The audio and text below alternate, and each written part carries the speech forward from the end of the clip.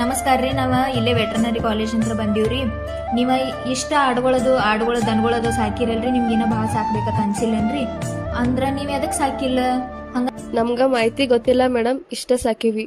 ಅಂದ್ರ ನಿಮ್ಗೆ ಇದ್ರ ಬಗ್ಗೆ ಎಲ್ಲಾ ಮಾಹಿತಿ ಬೇಕಂದ್ರ ನೀವ ಬೀದರ್ಕ್ ಹೋಗ್ಬೇಕು ನೋಡ್ರಿ. ಬೀದರ್ಗ ಎದಕ್ ಬರ್ಬೇಕ್ರಿ? ಬೀದರ್ದಾಗ ಎಲ್ಲಾ ತರದ ತಳಿಗಳನ್ನ ತಂದಿರ್ತಾರು.